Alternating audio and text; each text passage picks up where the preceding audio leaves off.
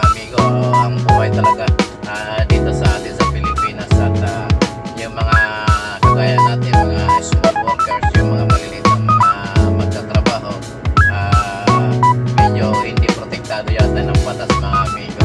Kasi kung sa ibang bansa mga amigo, kung ano yung karapatan ng mga employer, siya rin ang karapatan ng mga manggagawa o yung mga magtatrabaho nila.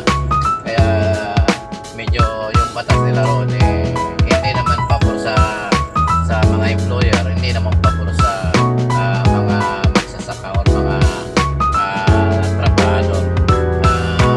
Parehas lang mga amigo. Kung pabor sa trabahador, yung batas siguro nila, yun ang bibigay ng karapatan doon sa mga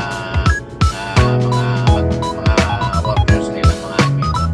Ayan isang halimbawa dyan sa Europe mga amigo, ang ganda ng patakaran nila. Kung ikaw isang magsasaka roon, malaki ang iyong kinikita. Hindi kumpara dito sa Pilipinas na parang nilalain pa nila yung mga magsasaka nating mga kababayan.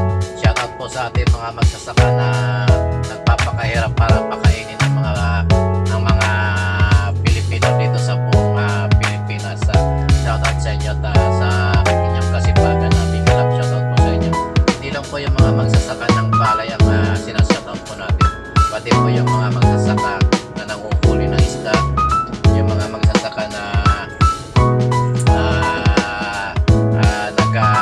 nag-aalaga ng mga manok para may pangulam tayo, nag-aalaga ng baka, nag-aalaga ng kalabaw, nagtatanim ng mga gulay, lahat po ng klase na magsasaka po big love shoutout po sa inyo at sana po maging mapala, maging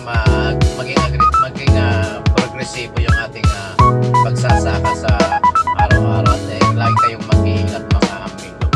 Ayan shoutout po sa mga amigo nating nasa ibang bansa na nagsasaka para kumita ng pera. Ayan shoutout sa inyo sa inyong lahat at sana lagi kayong nasa mabuting kalagayan.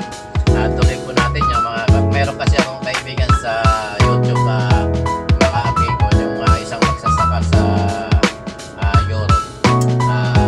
Babae siya, pagamat babae siya siyempre pag yung mga magsasaka roon, yung mga gamit nila mga kahit ilang hektarya yung sinasaka nila, hindi sila masyadong nahihirapan.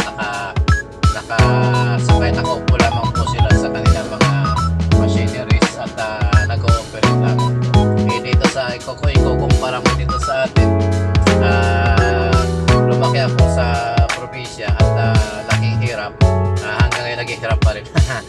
Hindi ibig sabihin mga amigo, lumaki tayo na nakikita natin yung ginagawa na ating mga magulang sa pagsasaka. Halos gigising yung aming mahal na ama, gigising ng alas 4 at pupunta na doon sa kanyang sinasakang palayan.